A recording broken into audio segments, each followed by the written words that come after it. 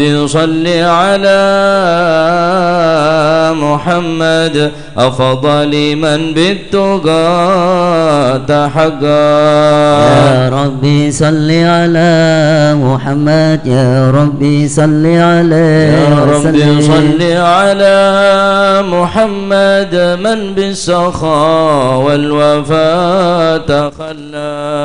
يا ربي صل على محمد يا ربي صل عليه يا ربي صل على محمد واجمع من الشمل ما تفرق. يا ربي صل على محمد يا ربي صل عليه يا ربي صل على محمد وصله وسهل ما قد تعود. يا ربي صل على محمد يا ربي صل عليه يا ربي صل وسلم. على محمد وافتح من الخير كل مغلاق. يا ربي صل على محمد يا ربي صل عليه وسلم. صل على محمد وآله ومن بالنبي تعلى. يا ربي صل على محمد يا ربي صل عليه وسلم. صل على محمد وآله ومن للحبيب عشا. يا ربي صل على محمد يا ربي صل عليه وسلم. يا ربي صل على محمد ومن بحبل النبي توثق. يا ربي صل على محمد يا ربي صل عليه وسلم. صل على محمد يا ربي صل عليه وسلم. يا ربي صل على محمد يا ربي صل عليه وسلم. اللهم صل وسلم وبارك عليه. أعوذ بالله من الشيطان الرجيم. بسم الله الرحمن الرحيم. إنا فتحنا لك فتحا مبينا ليغفر لك الله ما تقدم من ذنبك وما تأخر ويتم نعمته عليك ويهديك صراطا مستقيما. وينصرك الله نصرا عزيزا. لقد جاءكم رسول من أنفسكم عزيز عليه ما عنتم حريص عليكم بالمؤمنين رؤوف رحيم. فإن تولوا فقل حسبي الله حسبي الله لا إله إلا هو عليه توكلت وهو رب العرش العظيم. إن الله وملائكته يصلون على النبي يا أيها الذين آمنوا صلوا عليه وسلموا تسليما. اللهم صل وسلم وبارك عليه.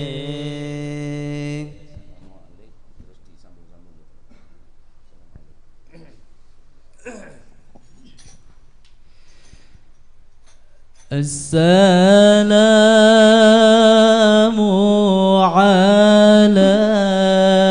عليك زين الأنبياء.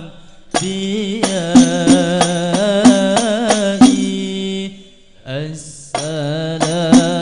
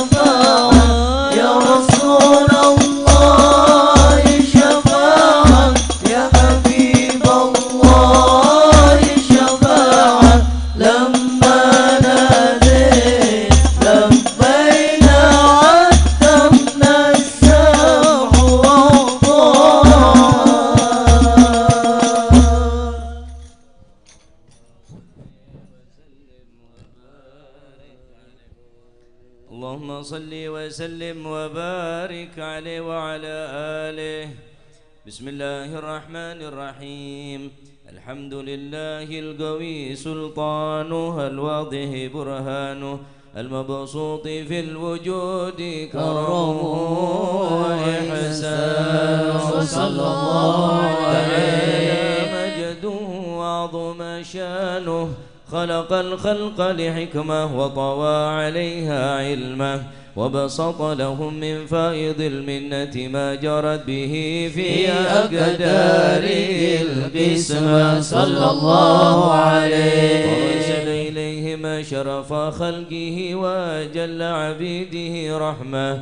تعلقت إرادة الأزلية بخلق هذا العبد المحبوب، فانتشرت آثار شرفه في عوالم الشهادة والغيوب، صلى الله عليه. فما هذا المن الذي تكرم به المنان، وما أعظم هذا الفضل الذي برز من حضرة الامتنان. ما هذا الفضل برز من حضرة الإحسان صورة كاملة ظهرت في هيكل محمود، صلى الله عليه. وجودها كناف الوجود، وبرزت برد العوالم بطراز التكريم. اللهم صل وسلم أشرف الصلاة والتسليم على سيدنا ونبينا محمد الرؤوف الرحيم. اللهم صل وسلم وبارك عليه. وسلم وبارك عليه وعلى آله. صلى الله تجلى عليه. الحق في عالم قدسه الواسع تجليا قضى بانتشار فضله في القريب والشاسع. صلى الله عليه. الذي لا تنحصر أفراده بتعداد ولا يمل تكراره بكثرة ترداد، حيث أبرز من عالم الإمكان صورة هذا الإنسان صلى الله عليه. تشرف بوجوده الثقلان وتنتشر أسراره في الأكوان، فما من سر اتصل به قلب منيب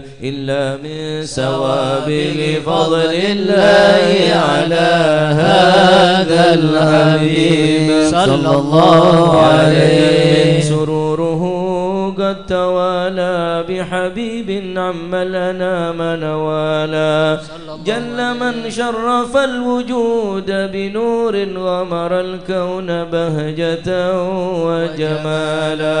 صلى الله عليه. ترقى في الحسن على مقام وتناهى في مجده وتعالى. صلى الله عليه. العيون فيما اجتلته بشرا كاملا يزيغ الضلال. صلى الله عليه. فوق علم ما قد رأت رفعة في شؤونه وكمالا، فسبحان الذي أبرز من حضرة الامتنان ما يعجز عن وصفه اللسان ويحار في تعقل معاني الجنان. صلى الله عليه. في عالم البطون والظهور ما ملأ الوجود الخلق ينور. صلى الله فتبارك الله من إله كريم بشرتنا آياته في الذكر الحكيم ببشارة لقد جاءكم رسول من أنفسكم عزيز عليه ما عنتم حريص عليكم بالمؤمنين رؤوف رحيم يا رحيم. فمن فاجأت هذه البشارة وتلقاها بقلب سليم فقد هدي إلى صراط مستقيم.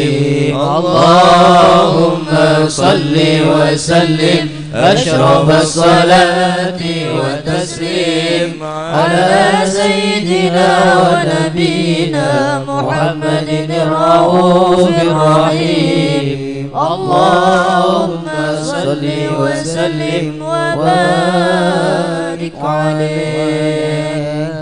وأشهد أن لا إله إلا الله وحده لا شريك له شهادة تعرب بها اللسان عما تضمنه الجنان من التصديق بها والإذعان. صلى الله عليه. بها في الصدور من الإيمان قواعده وتلوه على أهل اليقين من سر ذلك الإذعان والتصديق شواهد. صلى الله عليه. وأشهد أن سيدنا محمدا العبد الصادق في قوله وفعله والمبلغ عن الله ما أمره بتبليغه لخلقه من فرده ونفله.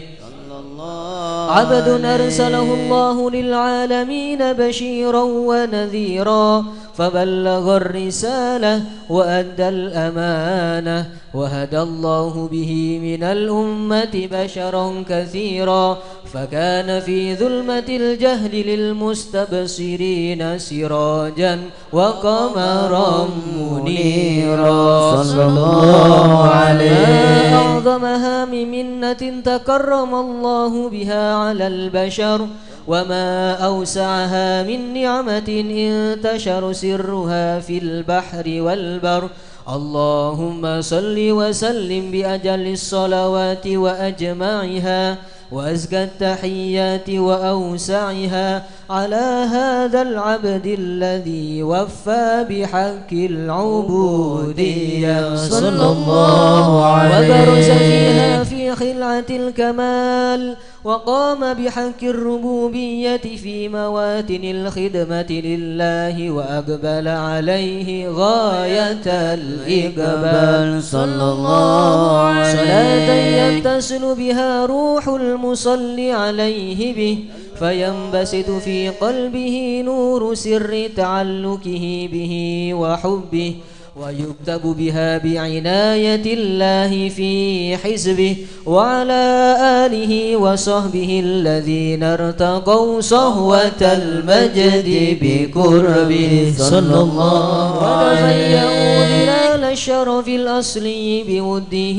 وحبه ما عطر الأكوان بنشر ذكراهم نسيم اللهم صل وسلم أشرف الصلاة والتسليم على سيدنا ونبينا محمد الرؤوف الرحيم اللهم صل وسلم وبارك عليه وبارك عليه وعلى آله صلى الله عليه فلما تعلقت إرادة الله في العلم القديم بظهور أسرار التخصيص للبشر الكريم بالتقديم والتكريم صلى الله عليه القدرة الباهرة بالنعمة الواسعة والمنة الغامرة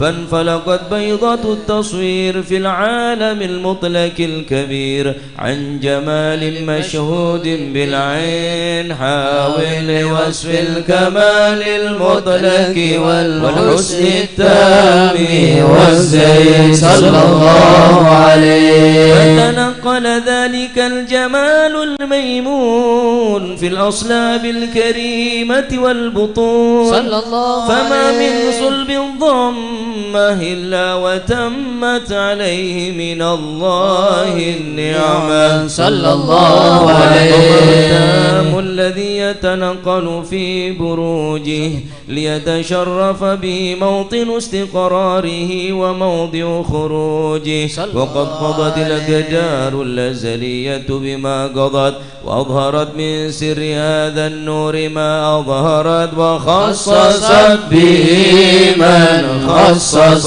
صلى الله عليه كان مستقره في الأصلاب الفاخرة والأرحام الشريفة الطاهرة حتى برز في عالم شهادة بشرا لا كالبشر صلى الله عليه وبهر فتعلقت همة الراكم لهذه الخروف بأن يركم في هذا القرطاس ما هو لديه من عجائب ذلك النور معروف صلى الله عليه لا تفي بعشر معشار أوصاف ذلك الموصوف صلى الله تشريقا عليه للسامعين من خواص المؤمنين وترويحا للمتعلقين بهذا النور المبين صلى الله عليه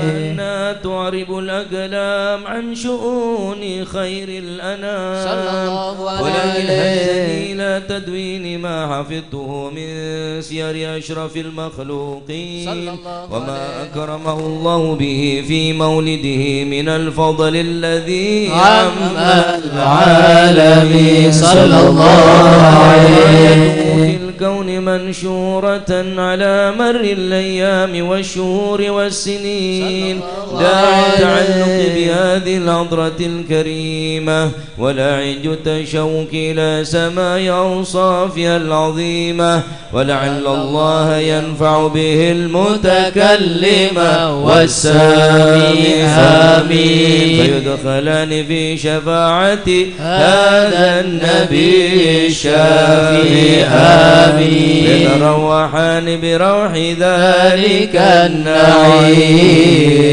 اللهم صل وسلم أشرف الصلاة والتسليم على سيدنا ونبينا محمد الرؤوف الرحيم. اللهم صل وسلم وبارك عليه. ربي له الأسماء الحسنى تسبح له الأكوان. ربي له الأسماء الحسنى تسبح له الأكوان. إليه يرجع كل أمر من كل زمان وكل مكان.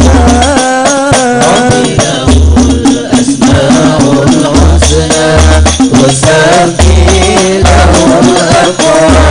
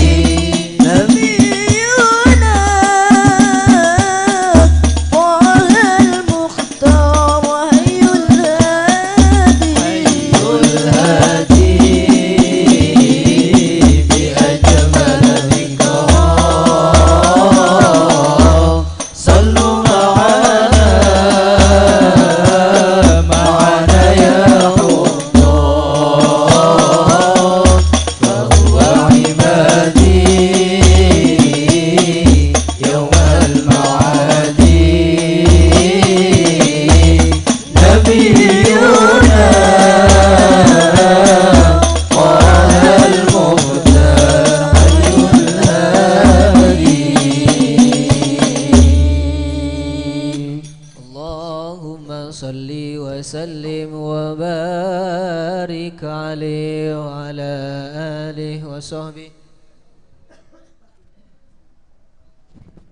وقد آن للقلم أن يخط ما حركته فيه الأنامل مما استفاده الفهم من صفات هذا العبد المحبوب الكامل صلى الله والشمائل عليه. التي هي أحسن الشمائل.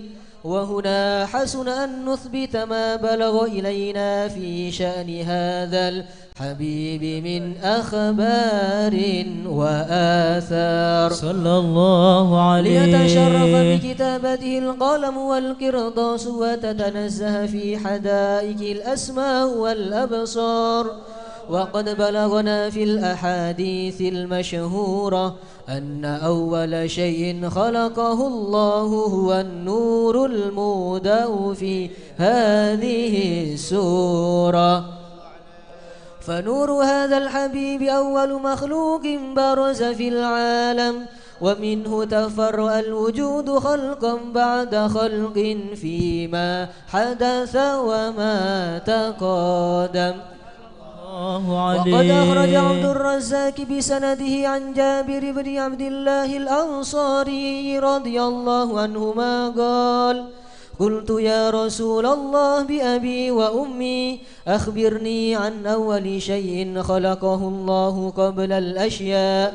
قال يا جابر: إن الله خلق قبل الأشياء نور نبيك محمد صلى الله عليه وسلم من نوره صلى الله عليه. وقد ورد من حديث أبي هريرة رضي الله عنه أنه قال: قال رسول الله صلى الله عليه وسلم: كنت أول النبيين في الخلق وآخرهم في البعث صلى الله عليه. وقد تعددت الروايات بأنه أول الخلق وجودا وأشرفهم مولودا. ولما كانت السعادة الأبدية لها ملاحظة خفية اختصت من شاءت من البرية بكمال الخصوصية صلى الله عليه. فاستودعت هذا النور المبين أصلاب وبطون من شرفته من العالمين، فتنقل هذا النور من صلب آدم ونوح وإبراهيم حتى أوصلته يد العلم القديم إلى من خصصته بالتكريم أبيه الكريم عبد الله بن عبد المطلب ذي القدر العظيم، وأمه التي هي في المخاوف آمنة السيدة الكريمة آمنة، فتلقاه سلب عبد الله فألقاه إلى بطنها فضمته أهشاؤها بمعونة الله محافظة على حك هذه الدرة وصونها صلى الله عليه. فحملته برعاية الله كما ورد عنها حملا خفيفا لا تجد له ثقلا ولا تشكو منه ألما ولا عللا، حتى مر الشهر بعد الشهر من حمله وقرب وقت بروزه إلى عالم الشهادة لتنبسط على أهل هذا العالم فيوضات فضله وتنتشر فيه آثار مجده الصميم. اللهم صل وسلم أشرف الصلاة وتسليم على سيدنا ونبينا محمد الرؤوف الرحيم.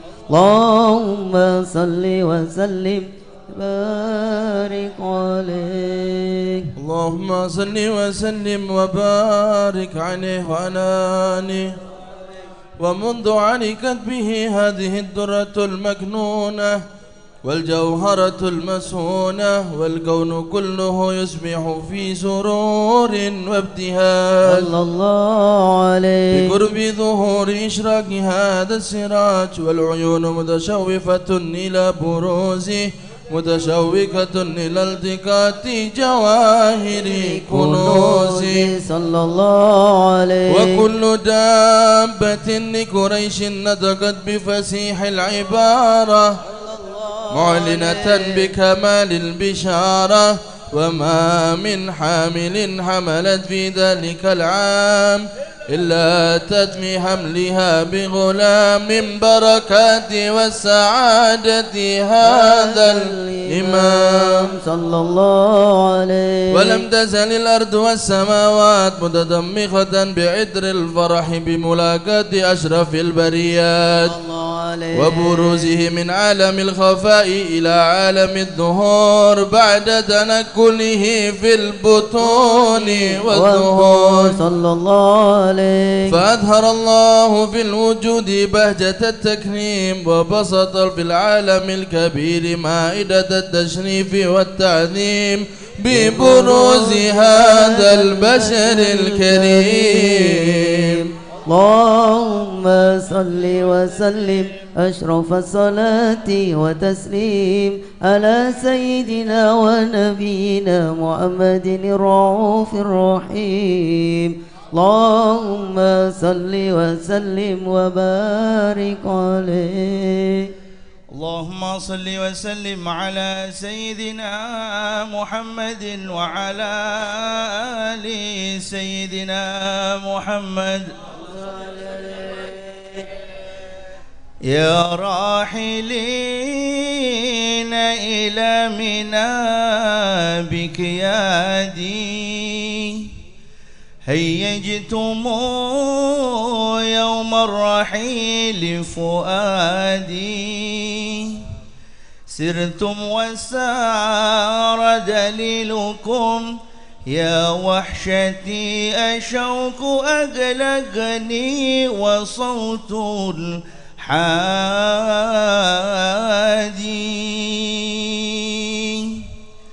أحرمتم جفن المنام ببعدكم يا ساكنين المنحنى والوادي فإذا وصلتم سالمين فبلغوا مني السلام إلى النبي الهادي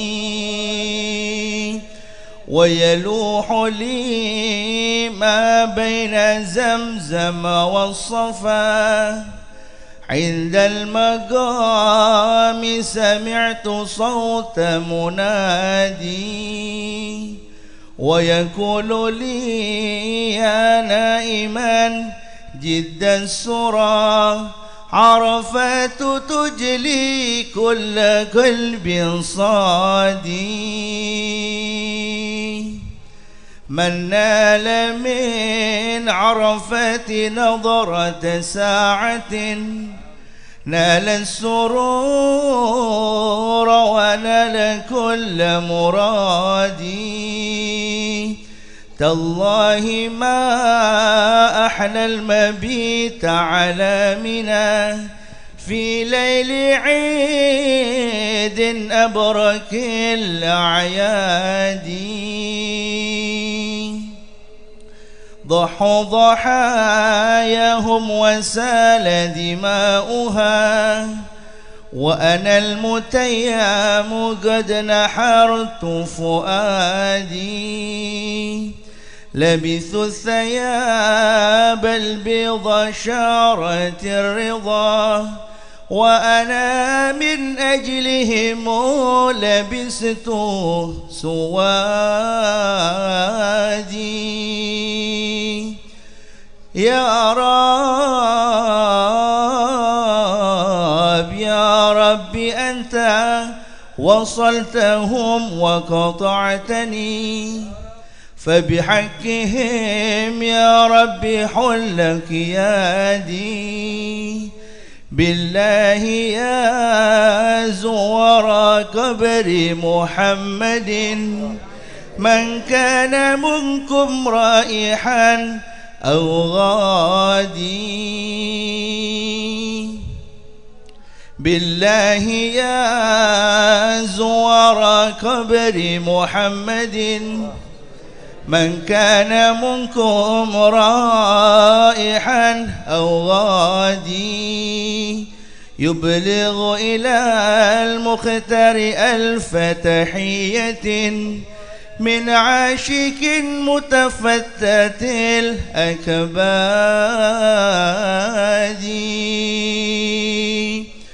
قولوا له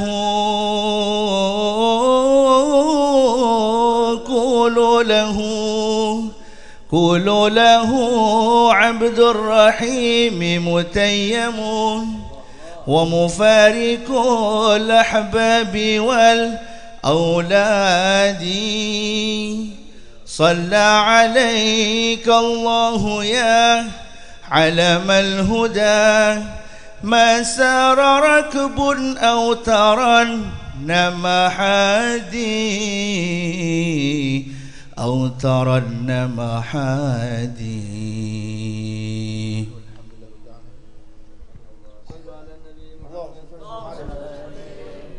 اللهم صل وسلم وبارك عليه وعلى آله. اللهم صل وسلم وبارك عليه.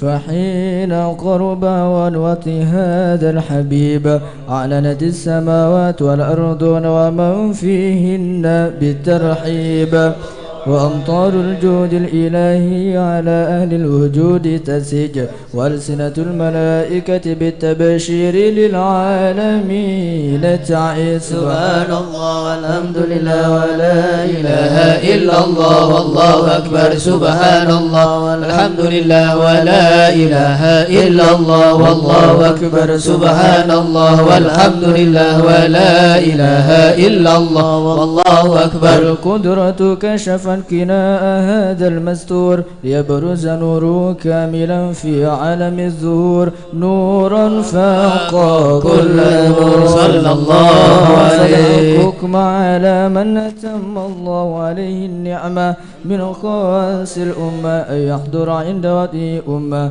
تأنيسا لجناب المسعود ومشاركة لها في هذا السبات الممدود. صلى الله عليه. وحضر بتوفيق الله سيدة مريم والسيدة آسيا ومعهما من الحور العين من قسم الله له من الشرف بالكسمة الوافية. صلى الله عليه. رتب الله على حضور وجود هذا المولود فانفلق سبح الكمال من النور عن عمود وبرز الحامد المحمود مذعنا لله بالتعظيم والسجود. محمد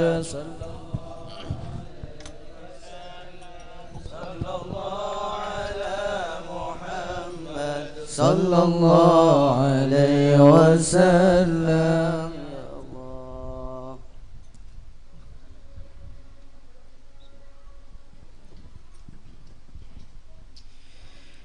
يا نبي سلام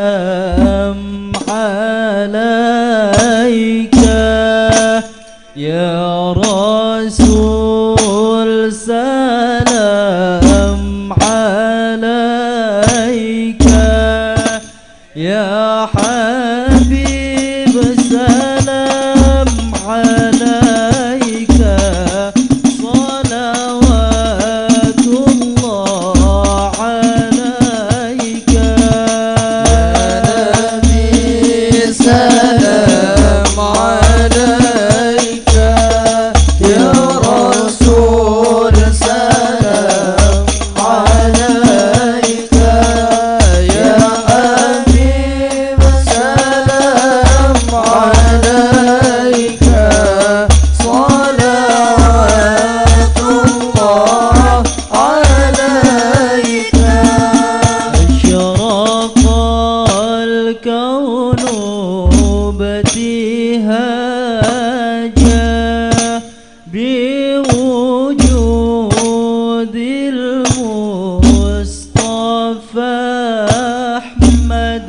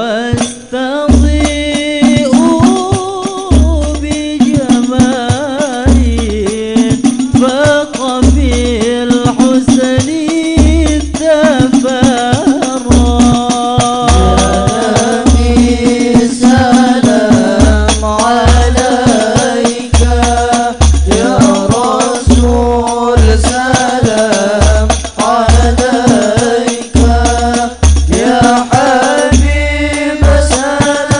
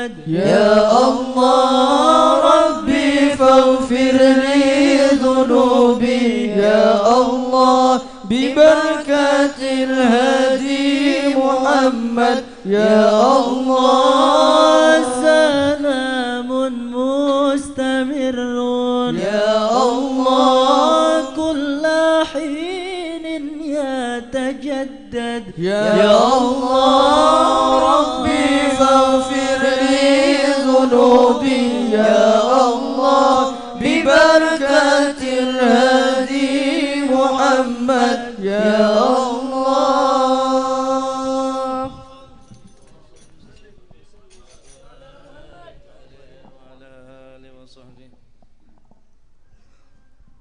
اللهم صل وسلم وبارك عليه وعلى آله.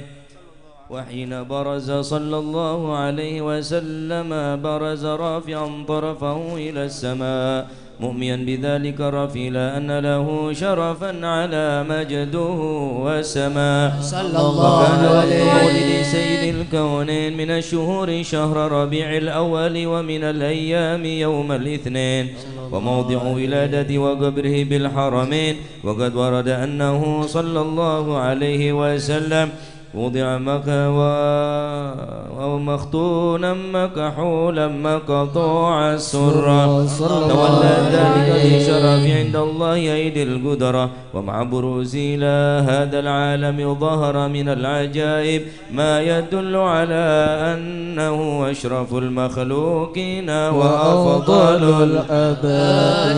صلى الله عبد الرحمن بن عوف بن أم شافعي رضي الله عنهما قالت لما ولدت آمنة رضي الله عنها رسول الله صلى الله عليه وسلم وقع على يدي فاستهل فسمعت قائلا يقول رحمك الله أو رحمك ربك صلى الله عليه. قال في شفا فضلهما بين المشرق والمغرب حتى نظرت إلى بعض كسور الروم. قالت ثم البست وجعته فلما انشب عن غشيتني ظلمة ورعب وكشعريرة عن يميني فسمعت قائلا يقول أين ذهبت به؟ قال إلى المغرب. فصار ذلك عيد مع وذن الرعب ظلمة الكشعريرة عن يساري فسمعت قائلا يقول أين ذهبت به؟ قال إلى المشرق. صلى الله عليه. قال فلم يزل الحديث مني على بال حتى بعثه الله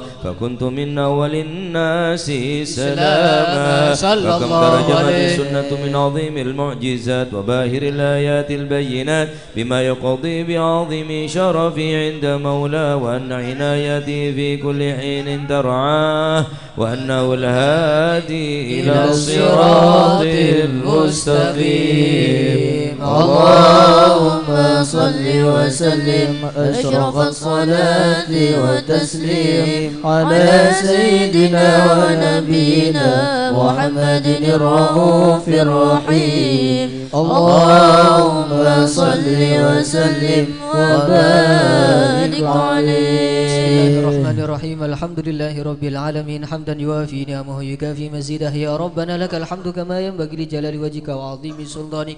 اللهم صل وسلم على سيدنا محمد في الأولين والآخرين وصل وسلم على سيدنا محمد في كل وقت وحين وصل وسلم على سيدنا محمد في الملأ الأعلى إلى يوم الدين وصل وسلم على سيدنا محمد وعلى آله وصحبه أجمعين. ولما نظم الفكر من ضروري الأوصاف المحمدية عقودا توجهت إلى الله متوسلا بسيدي وحبيبي محمد صلى الله عليه وسلم أن يجعل سعي فيه مشكورا وفعلي فيه محمودا وأن يكتب عملي في الأعمال المقبولة وتوجهي في التوجهات الخالصة والصلات الموصولة. اللهم يا من إليه تتوجه الآمال فتعود ظافرة ولا باب عزته تحت الرحال فتغشاها منه الفيوضات الغامرة نتوجه إليك بأشرف الوسائل لديك سيد المرسلين عبدك الصادق الأمين سيدنا محمد الذي عمت رسالته العالمين.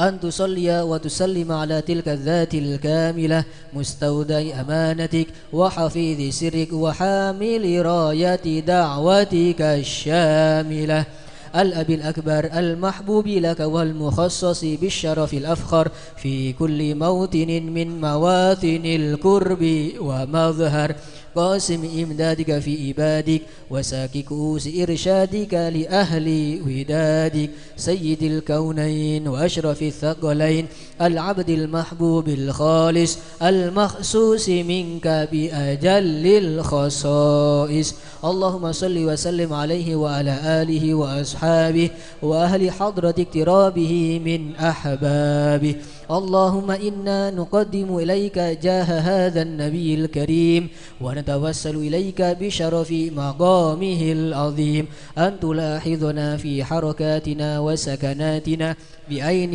عنايتك وأن تحفظنا في جميع أطوارنا وتقلباتنا بجميل رعايتك وحسين وقايتك وأن تبلغنا من شرف القرب إليك وإلى هذا الحبيب غاية آمالنا وتتقبل منا ما تحركنا فيه من نياتنا وأعمالنا وتجعلنا في حضرة هذا الحبيب من الحاضرين وفي طرائق اتباعه من السالكين ولحقك وحقه من المؤدين ولعهدك من الحافظين اللهم إن لنا أطماعا في رحمتك الخاصة فلا تحرمنا وظنونا جميلة هي وسيلتنا إليك فلا تخيبنا آمنا بك وبرسولك وما جاء به من الدين وتوجهنا به إليك مستشفعين أن تقابل المذنب منا بالغفران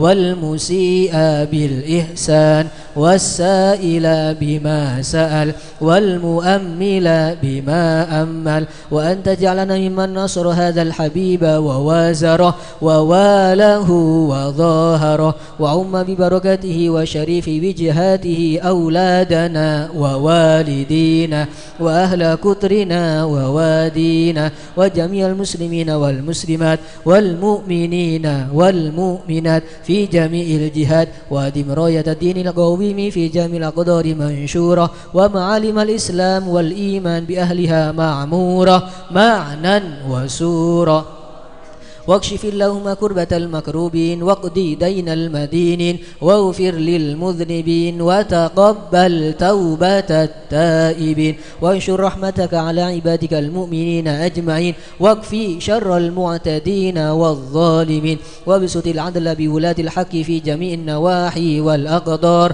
وأيدهم بتأييد من عندك ونصر على المعاندين من المنافقين والكفار واجعلنا يا رب في الحسن الحصين من جميع البلايا واجعلنا يا رب في الحسن الحصين من جميع البلايا واجعلنا يا رب في الحسن الحصين من جميع البلايا وفي الحرز المكين من الذنوب والخطايا وأدمنا في العمل بطاعتك والصدق في خدمتك قائمين وإذا توفيتنا فتوفنا مسلمين مؤمنين واختم لنا منك بخير وصل وسلم على هذا الحبيب المحبوب للأجسام والأرواح والقلوب وعلى آله وصحبه ومن إليه منسوب وآخر دعوانا الحمد لله رب العالمين سبحان ربك رب العزة عما يصفون وسلام على المرسلين والحمد لله رب العالمين. إلى حضرة النبي محمد